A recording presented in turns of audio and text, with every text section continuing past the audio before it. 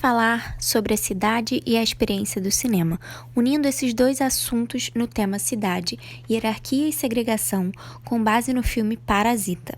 Vamos abordar questões sociais, econômicas, raciais e históricas que podemos ver no filme que também acontece no nosso país.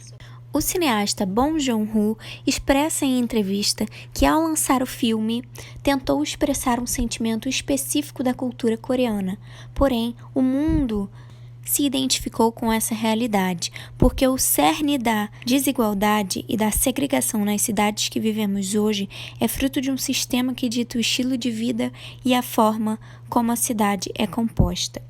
Essencialmente, todos vivemos num país chamado capitalismo, diz o cineasta. Isso nos mostra que para que esse sistema se sustente, sempre precisarão existir os parasitas. Para você, quem é o verdadeiro parasita? Para mim, os personagens principais desse enredo são as duas casas que foram totalmente construídas para o filme pelo cenógrafo Lee Ha. Ele conseguiu expressar o universo da coexistência, tão rico e cheio de simbologias. A casa da família Park se torna o desejo e o símbolo de ascensão.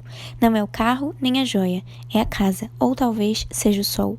Segundo o diretor, a classe social determina também a quantidade de luz natural que uma pessoa recebe em sua casa. No briefing do projeto, a proposta era seguir uma arquitetura contemporânea, em uma sala sem TV, com uma janela escancarando seus privilégios de ter o sol e uma vista limpa, um sofá fino e reto, cores cinzas, poucos móveis e a madeira escura está por toda parte, assim como a transparência do vidro. E por mais que a proposta do contemporâneo seja a integração e os raios de luz, o set também precisaria ter espaços em que uma pessoa pudesse espiar a outra sem ser vista. Falando da casa da família Kim, vemos que a situação nas comunidades não é minimalista, assim como na casa da família Park, e nem muito menos tem decoração.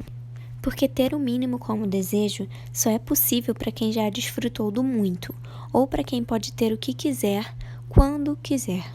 Por isso, a gente descobre o acúmulo de objetos e múltiplas funções do mesmo espaço sem muita ordem, por falta de espaço ou condições.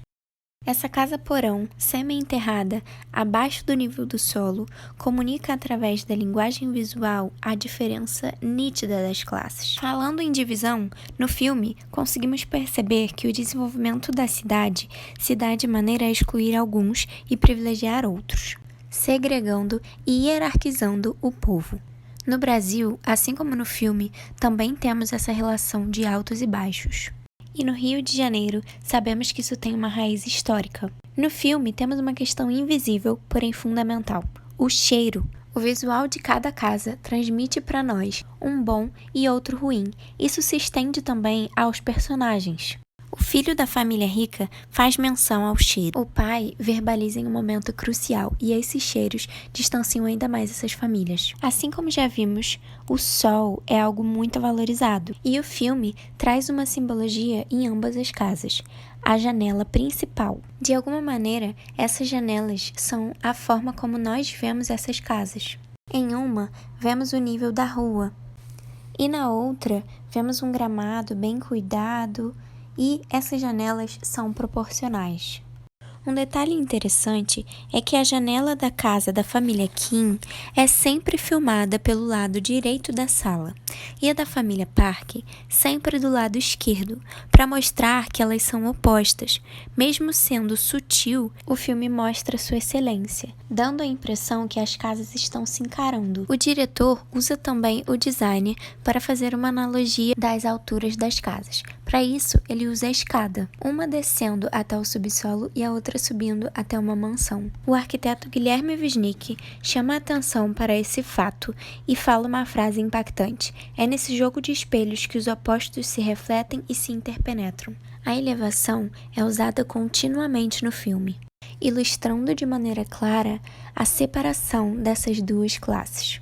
Na casa da família Park, você sobe uma escada para chegar até os seus quartos, e na casa da família Kim até a privada. A revelação do bunker, que tem como objetivo inicial proteção, usa a escada também e mostra novamente essa relação verticalizada, enfatizando a descida o máximo possível. Esse é o uso de um layout espacial simples e elegante, que comunica visualmente um conceito. O conflito do filme se espacializa através da formação das cidades. Vemos isso nos comércios, no acesso ao saneamento básico, ruas sem semáforo e faixa de pedestre, uma arquitetura que privilegia os ricos. É interessante ver como a segregação tem impactos práticos. A chuva é um ótimo exemplo. Para a família rica, significa bênção, diversão e até purificação. Para a família pobre, a perda de tudo o que se tem, para alguns, inclusive a vida. Durante o filme,